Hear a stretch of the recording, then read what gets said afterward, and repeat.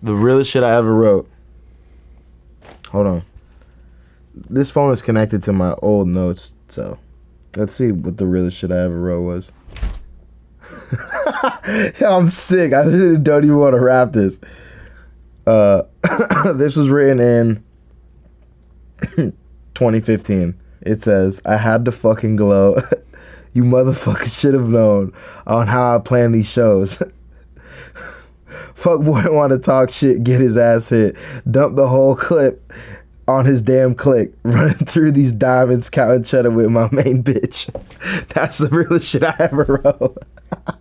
Yo, why did I even write that? Yeah, that's when I was rapping though, but I have some raps I've written in here. But that's the realest shit I ever wrote right there. What made me stop rapping was like I didn't like my voice back then. Obviously I'm older now, my voice is a little deeper and shit. But I don't know. I think that I don't know if I'm ready to like give myself up like that yet, because what I like right now too is a little bit different. Like I wouldn't necessarily rap like that or even talk about shit like that. But I don't know. I think maybe one day I would love to release music, but I'd probably release it as like an alias or something like that. What's up, y'all? It's your boy DJ Scheme here, and you're watching MONTREALITY. Shout out to my family, man. Let's do it.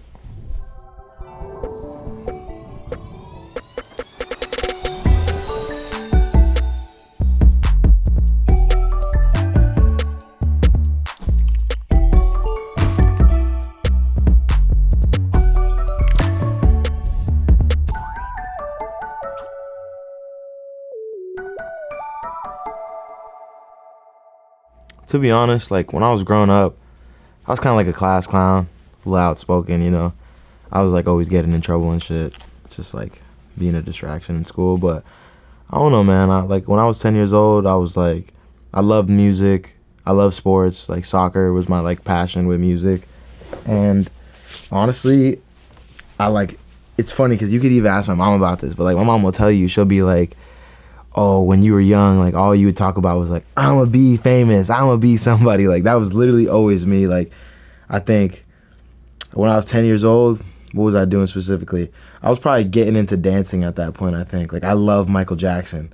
I don't know, some people like, not everyone is like that, I guess, but like I had a huge Michael Jackson phase when I was like 10 to 13, like literally like for Halloween for 2 years straight I was Michael Jackson. Like my mom had to make me a fucking bedazzled white glove. Like I was just like, that was my whole shit. So I don't know, I was just like super inspired by that, like how anytime he would go anywhere everybody would be like, it's Michael, like, you know what I mean? Like it was just like a big thing, and he was this super talented artist who could also dance, and I think that like that shit like captivated me. I was like, that's what I want to do.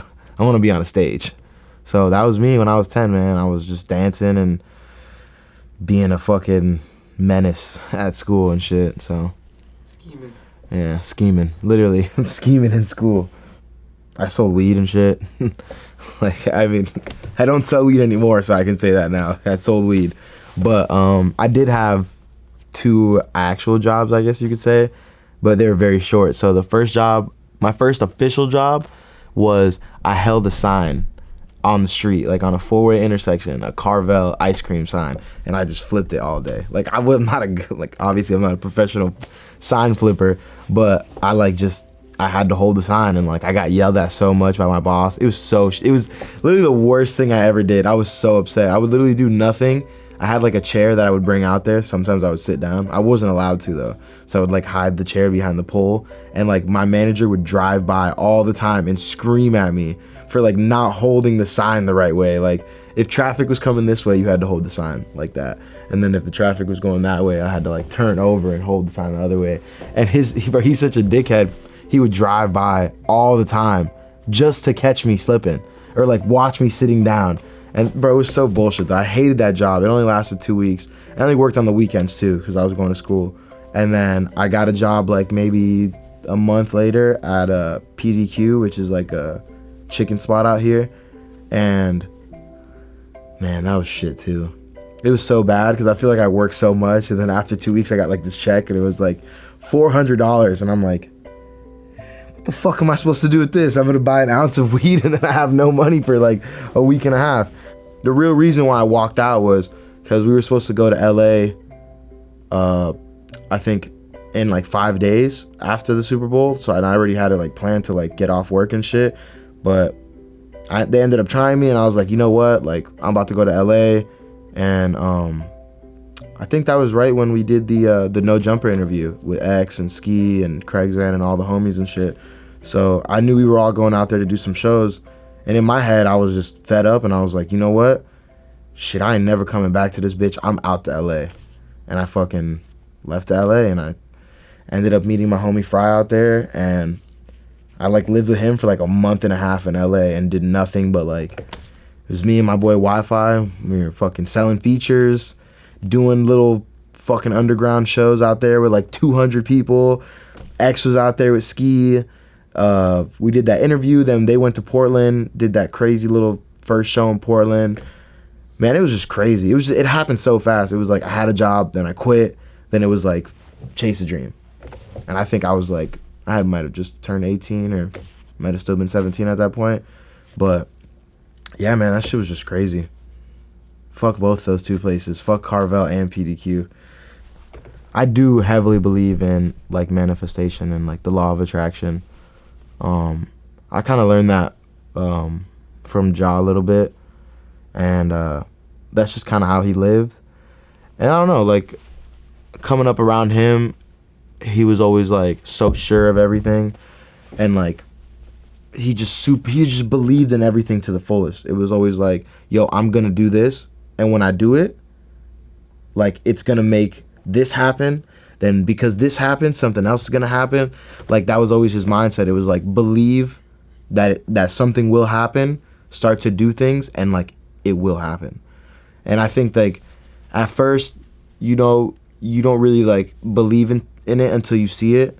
So seeing that firsthand, and just like as far as like the law of attraction thing too, like I try to carry myself, and I mean my friends can vouch for me more than like, you know, I can just say it, but like I care about everyone around me, sometimes more than like myself, and that's okay. Sometimes it's a weakness and shit, but I feel like if I treat people, you know, like if I care for them and I love them, like I'm gonna get that back too, regardless if it's from that person or not. You know, I'm gonna always give somebody a shot. But I think that's like one of the most important things. Like I believe in karma and all that stuff too. Like I think that's just like the way the world works. Like things have balance. So if you do good things will happen. Like bad things happen and people do bad things. I do bad things all the time. I fuck up every day. And I know that something like, you know, something bad will happen. Like the consequences will happen. And then from there it's like you gotta like I just think about it like if you balance out your life and you wake up every day like, yo, I'm gonna try to do good things, you'll make that a habit, and the more that you make that a habit, the more good things will happen to you. And I think that that's just how I live my life, from my own experiences and from watching someone's experiences. And I think that people, if more people like believed in that and understood that, then we'd probably be like in a better place, you know? Like we should all treat like each other, even if you just met that person, you know, you got to give them the benefit of the doubt. Not everyone's a good person, obviously. But I don't also believe that every bad person is only bad. That's just kind of how I live my life. I'm like, I want to find some good in it. You know what I mean? Because if you can bring that out, then sometimes you can make that overshadow like the bad shit. I think that coming from a young age, wanting to be doing that stuff, seeing, like living in the opportunity kept me motivated. And I've always been kind of like I love being with a group of people, and I like love the energy, and I drive, like my drive is enhanced with that. And being with the people that I was with, they drove me, man. That's why when I say like, and I tweet this shit so often and just talk about it, like, man, my friends are like everything. And anytime anyone asks me any advice on like how do you make it or how do you do this, I'm like, hey, find a good group of people that are motivated like you are, and that shit will multiply. like with you coming together, because like I remember Wi-Fi had left the Revenge tour for some personal stuff, whatever, and I was there dolo, and I was like, fuck man, like Wi-Fi's gone, like what am I gonna do? Like I'm kind of fucked right now. I don't have no money, I'm broke as shit. And Ski came to me on the bus, and I love him so much for this. I like remind him this all the time, but I tell him, I'm like, yo, I still, that conversation, like I can hear your voice in my head. Like he was like, yo bro, I got you, like no matter what's going on right now, like I'm here for you, and you gonna be the best. And like remembering that, and like those moments, those like key moments, that's like what motivated me. It was like, everyone has those low points where you're like, I want to go home, or this is not worth it, like I'm not making money. But when you have a good support team around you, and you see that those people are also going through things too, and sometimes they're going through things that are way worse than what you're going through, that puts it in a perspective for you to be like, all right, I gotta go hard. You know, this is a group effort. I remember one show after the Revenge tour, X ripped all of our asses. Like he yelled at us forever, like in the crib. Like he was like, y'all motherfuckers been slacking that last show, like the energy wasn't there, like y'all gotta tighten up with the order and y'all timing and all this shit. And he was like, Scheme, you gotta be on point with songs and all this shit. He was just really yelling at us. And like I look back at those moments too, and I remember I'm just thinking like, damn, those moments are where you like they make or break you. And I think that just staying confident and believing in the goal, like the manifestation thing and the law of attraction stuff, in your mind you have to be 100% confident. Like you, without a reasonable doubt, even if shit is going bad, you gotta like, okay, this is for the greater good. You know what I mean? Like, okay, I already made all these other sacrifices. Like if I stop right now, what the fuck is, all that shit was for nothing. So you just gotta push through that. And it's not easy, obviously, but that's like what motivated me. And in my head, I was always like, yo, the money's gonna come. Like having that mindset of knowing that you're gonna win in the end is what drives you past that stuff. And then when you get to it, you like, damn, those moments were the best moments. So you just got to think about it like that. All right, so when I met him, he was already had so much loyalty. Like it was kind of sickening, honestly. Like you're like, why? How like we just met? Why do you care so much? But being around that, you learn a lot, and it was so important to just like, I don't know, man. I cherish those moments a lot, and I think about it all the time, where I'm just like, man, I haven't met anyone else like that in specific, where if he didn't bring you there, it was kind of like, I mean, he was real possessive too, but it was like you did something against what we had going on. So there should never be, like, this is like how he's looking at it, like, don't ever doubt it, like I'm always have you with me, but don't fuck up. You know what I mean? So if you not there at the end, it's because you fucked up. You see what I'm trying to say? Like I never had a doubt that he was gonna help out everyone and do everything for it, like help out all the homies and shit, because he would always say it. He's like, oh, I got y'all, like this gonna be the biggest shit ever. And I look back, I'm like, damn, the people that wasn't there at the end, that were there at the beginning and shit, most of them, like, shit, they did that to themselves. You know what I mean? I remember people being like, I just can't deal with him.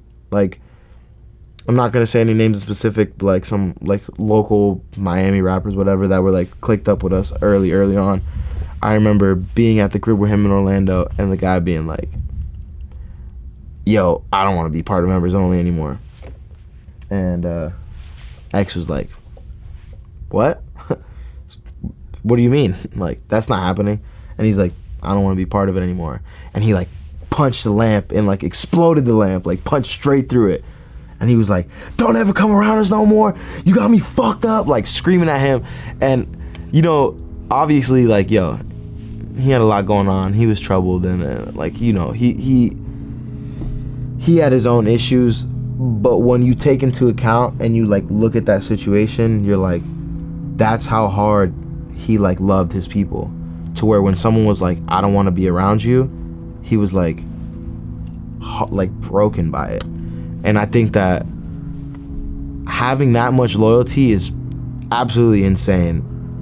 And I do not recommend everyone to just try to be like that, because it will not work out for everyone.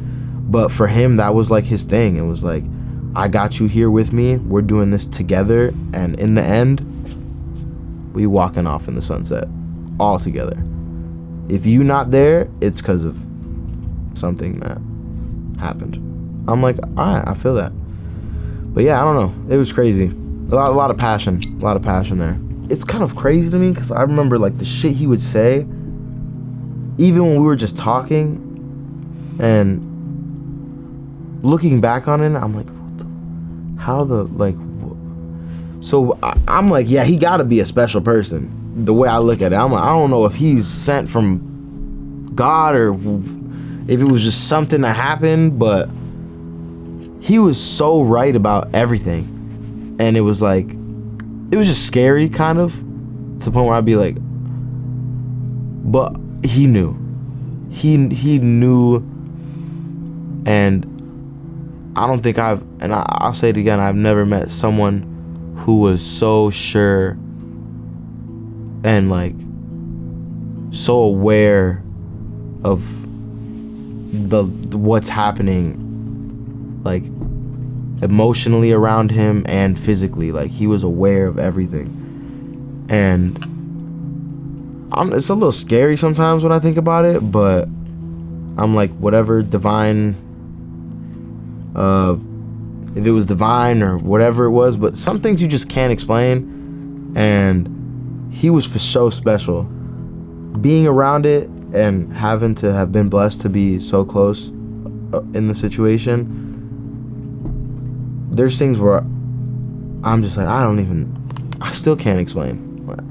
I don't know how he knew about everything. Like, he said some things coming up where later on I was just like, how could you have been sure about that? But I don't know, manifestation, the power of just being in tune. Yeah, being in tune with the fucking earth sometimes. And but that's something that people need to understand too, is like, it wasn't like he walked around like he floated on land, like if he was Christ or something like that. Like, he wasn't, like, I'm not saying that, but there was something special about the way he spoke and the way he acted, to where you're like, how is that even real? But he's also a very smart person. He read a lot of books, and he spent a lot of time working on himself as a person, and like, he would meditate a lot, and he like got into fighting and boxing to like release a lot of energy, and like started to realize how important energy around you is too. And I don't know, I think he was, not to be like corny, but he got really woke. Like, he awakened. I know that some people say like humans only use this much of their, you know, whatever. He probably unlocked a little extra, because it was just different. I don't know, but shit, like I said, it could also be something divine too. Maybe he was sent down here to teach a lesson, and that's what I think of it sometimes. I'm like, man, he was sent down here to do what he did. He knew, and maybe he didn't know exactly like when he was gonna go or how. I'm not saying like he was a psychic or whatever, but I know that he always felt like he did have little time, and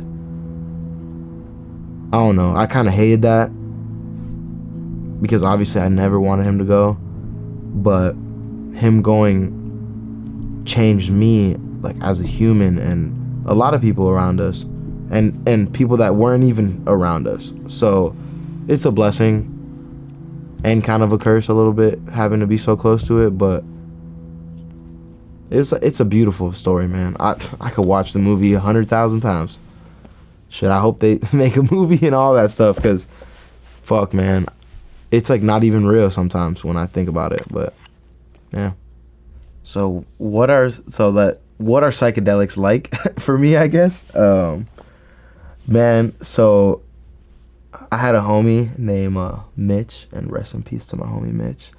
But he put me out into psychedelics like in high school, and I remember like my first time doing LSD and mushrooms and all that stuff. I would actually go and pick mushrooms. It's like some Florida shit, you know. There's like farms somewhere in some places, so we would drive out to like this kind of like farmish redneck kind of area, like out west where I used to live. Well, west from where I used to live, but we would go out there and we would sneak past this gate and go to like a horse and cow farm and pick mushrooms. When I was younger, I was just having a lot more fun with it, so it was just kind of like tripping, like playing soccer on mushrooms or whatever, like being barefoot walking around. But as I got older,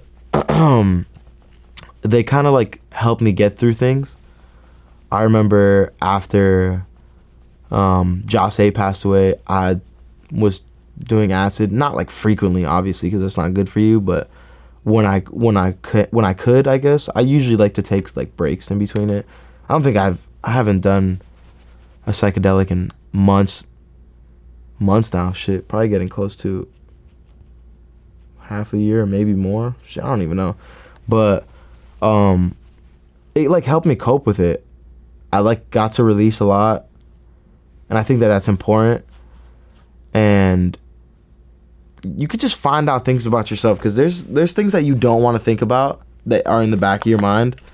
And I think that when you do psychedelics, well, one, you should be safe, and you should be doing it with people who are gonna bring a good vibe to you. You should never do it in a situation where you feel uncomfortable, because it's gonna obviously drive negative things to you in your mind.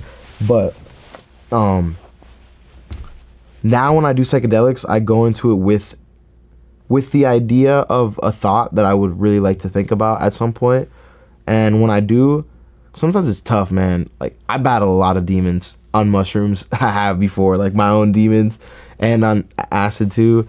But sometimes you got to, you have to. And I don't recommend it for everyone, because I know some people have like underlining trauma that sometimes if you bring back up with LSD, it could be kind of a little detrimental when you are not on it, and it can scar you a little bit. So I definitely don't recommend it for everyone. But if you feel like you are up to the test and you want to try it, for me, it was pretty therapeutic, and it helped me a lot. And I even found myself at one point like microdosing mushrooms, because it just kind of like, I woke up, I was tired of like waking up, and kind of like, I always have shitty mornings when I wake up, even since I was young.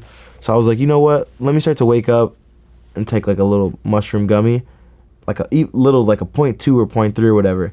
And when it would kick in, like in 20, 30 minutes, you just feel like a little happy. Like you feel more motivated to like do things around the house. And honestly, I think they're awesome. Did you guys ever do like acid with Jose? Yeah.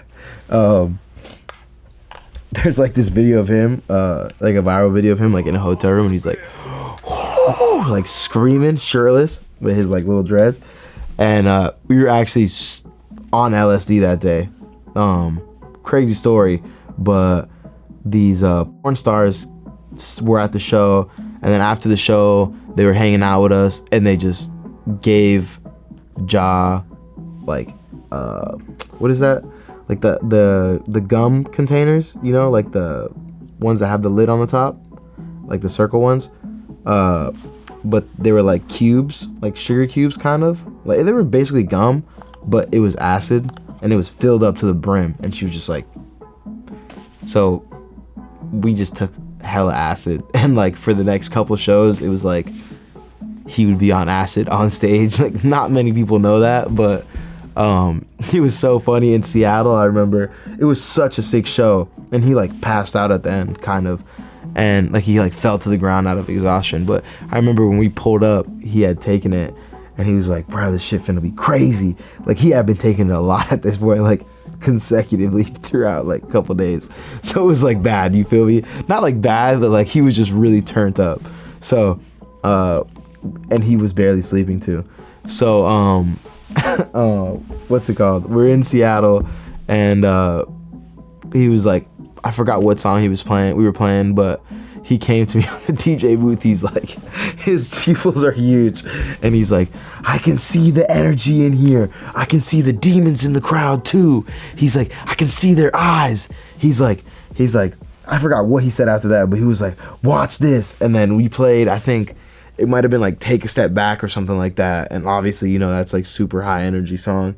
And he was like, bro, like honestly, I wasn't even tripping that night, but I had been doing it like the days before. So, you know, sometimes like you catch the vibes sometimes. And I was just like, this is the most insane thing ever. Like, it was really a crazy show too. It was one of the best shows on that tour. And he was like hanging from a pipe. Like, motherfuckers were jumping into the crowd. We threw him into the crowd and he slipped and hit the fence and got up. Rob's like shoulder dislocated when he was jumping in the crowd. Like, it was such a crazy fucking show. But dude, those times were so much fun, because there's also times where it was like not just us doing LSD shows, but we would be like kicking it on the bus, you know, like listening to the new music he was making, and like those vibes are just like unmatched. Like when, you know, he's like, bro, we gonna go crazy, like you gonna change the world, like I'm gonna change my sound, my sound, like sonically, I'm just like tripping. I'm like at first, you know, I'm like, you're high as fuck, you're just like, and then everyone starts getting motivated and you're just like, oh my god, this is the craziest idea ever, like we about to go crazy. And then like seeing that shit actually happen, like I look back and I'm just like, man, those were some fun ass times. The movie. Man. Wow. A lot of good talks too, and just like a lot of love and shit. Sometimes a lot of like finding out certain people weren't the best people to have around. And yeah, it was cool being on psychedelics with the gang.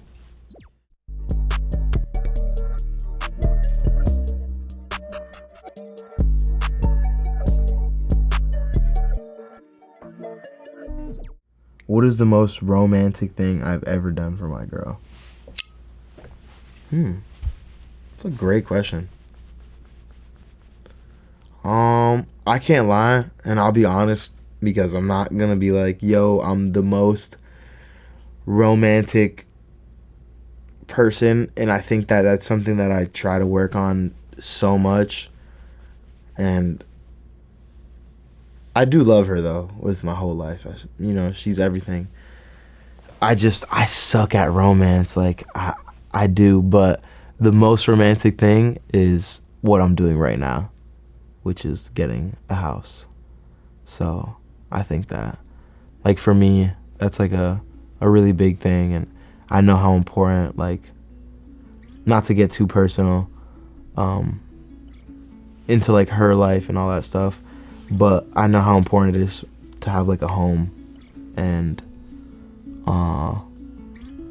like for me also, so being able to share that with her and like have a home for many reasons, beyond, like, even more than I would even talk about on here, it is probably the most romantic thing. But romance is something I'm working on.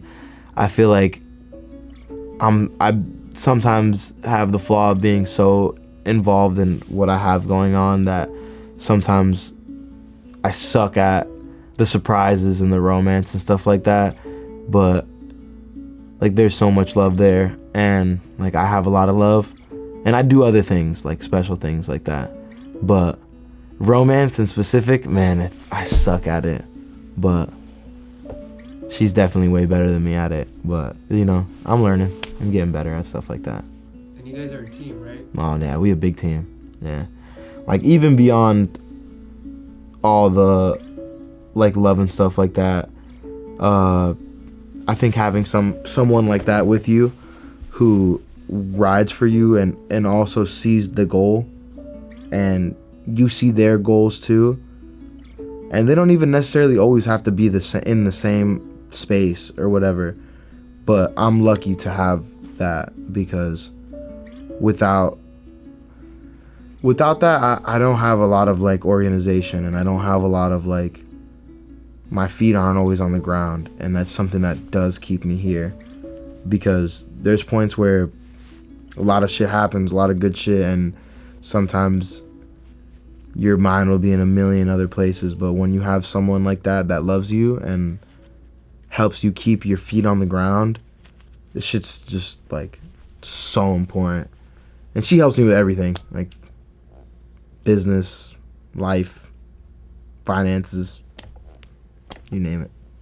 It's important. It's not easy to find, but when you have it, you gotta take care of it. Man, Juice was a special person. He fucking changed like my heart.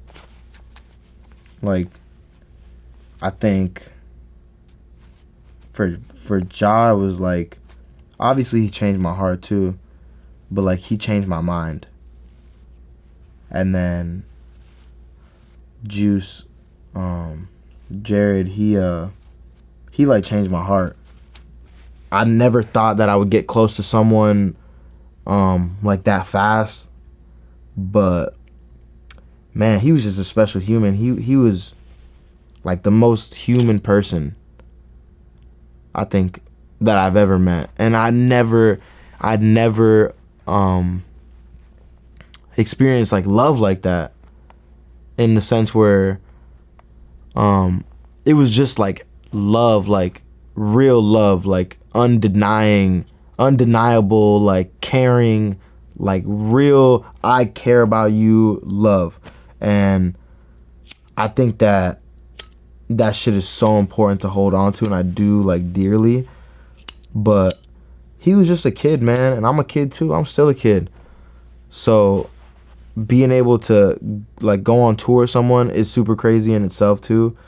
And you get closer there, so obviously we all got close there, but man, we had some good moments, like vacation in Jamaica, like motherfuckers live together in LA, like his girl and Allie and my girl were like super close, and obviously that like made us even closer. So it was like it was like my brother, literally. It was like my twin brother. Like, I wake up in the morning and I hit a left, and his room is right there, like the main room, and you go straight and you hit a right and you in the kitchen. So every morning it was like we all come out at the same time. What's up, blah blah, smoking a blunt, go chill in the kitchen, smoke, chill, eat breakfast, whatever. Like, it was always like a together thing. It was always like real family oriented. Like, it's like, yo, we're gonna go out and ride dirt bikes. Yo, we're gonna go out and paintball. Yo, we're gonna go do this. Yo, we're gonna do this, all together always. To the point where sometimes it would even be like, yo, Gabe, get on this jet with me right now. Like, we're going to do shows. Like, come with me. And I'm like, oh, well, I guess I don't have shit to do. And be like, well, yeah, I want you to come with me. So, like, we was always together and always doing shit. So, that was, like, for me, like, if I could write, like, a movie, it would be, like, the best summer ever. Like, if that would be my movie, that would be it. It was the best summer ever. It was a little more than a summer. It was, like, a whole year. But specifically that summer was just, like, it was so nice. There's so much happiness. The only thing we were doing was, like, being kids, and, like, we wake up and be like, yo, we're gonna buy lightsabers. And he'd be like, all right, cool, we're gonna Amazon them. Bam, get like $300 lightsabers and fight with them. Be like, damn. Oh yeah, I used to collect Yu-Gi-Oh cards, blah, blah, blah. Okay, let's buy every Yu-Gi-Oh card we can go buy. I'm like, all right, cool, let's go. And that's what we would do. It was like going back. It was like a serious point of nostalgia. Like, doing only things that you wanted to when you were a kid that, like, you can now. That's, like, the only thing we did after that tour. So it was hella fun. And then, also, there was so much music being made and so much, like, raw and real emotions being put into the music. And even for me, like as a producer, like I'm definitely a fairly new producer and stuff. So being with someone with Juice, I was obviously a little nervous. You know, I was like, man, I want to make music with him. He's one of my favorite artists, but let's see how that goes. And I started to play him my beats and stuff, and he was instantly like, yo, this is, bruh, you so fire. Like, yo, let's do it. Pull up beats. Like, let's cook, let's chill. And I never had that, like in an artist, like with an artist, where someone who's just like, yo, like I want to cook up right the fuck now. Like obviously now things are different. I thank him every day for that. But even beyond that, like the friendship was the most important thing. Like shit, there was months where I didn't even ask him, yo, let's make music. He would be like, yo, let's make music. And I'd be like, I don't really got any new beats. I'm like kind of chilling. And he'd be like, all right, cool, whatever. We'll just go in there and make some other shit off some other people's shit. And literally like the music shit for me, it's just like a learning thing, you know. Obviously it was special, but the friendship was so important. And man, it sucked a lot too, because when like things started to get bad, I wasn't around. Like me and Ski were on tour, and obviously like I live with a lot of regret in my heart, and like I have like survivor's guilt, and that's something that I learned. Like talking to Joey about, just like it sucks, man. It sucks seeing someone go through something and feeling like you can't help them, or if what you did wasn't enough, or if and everyone will always have their opinions, and they gonna say whatever the fuck they want. But like I know what I know, and I know, you know, my truth, and I know how much I loved him, and like how much love there was in that house in general. And yeah, you still feel like regret, and you're just like, sometimes I'm like, I wish I wasn't on tour. I wish I could have been there. But then you're like, did you really want to be there and have to see that firsthand? Like, could you have stopped it? Like a lot of people will be like, oh, I would have done this, I would have done that. It's like, well, you don't even know what you're saying. Cause motherfuckers tried. I tried. If you love something and it holds value in your life, I mean, just do everything in your heart, everything in your soul to protect it.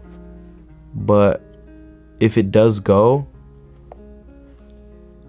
it's never really gone. And that's something that I learned, because I feel him with me shit almost every day when I think about him. Shit every day when I think about him. Same with Ja, same with Mitch, same with all my homies I done lost, Sebastian, all my homies. Life's just crazy, and you just gotta keep fighting. I think that the most important thing for me is pushing forward and learning and loving shit. Like I said, man, Juice changed my heart, so love for me is different now. Like I said this once before, but like there's no love like Juice love, man. My message to the youth is to lead with love. And I know it's tough sometimes to see things from another person's perspective, but I think that if you lead every situation with a little bit of like more leniency and trying to understand the person, you'll have a better time like living your life. Don't always try to see everything so one-sided, and try as hard as you can to find the other perspective, because you never really know what you're going to run into in life, and you never really know like the experiences that life holds for you. So it's better to live life with a little bit of optimism than, you know, to just like be doubtful and look for the things that are wrong with everything. I think that if you look for the good and you try your hardest, you can bring it out of anything. So I think that that's my message to the youth. It's just to lead with love and find the good in what you can find it in. Thank you so much. It's DJ Scheme. You here with MONTREALITY, the best motherfucking interviewers in the world. MONTREALITY show.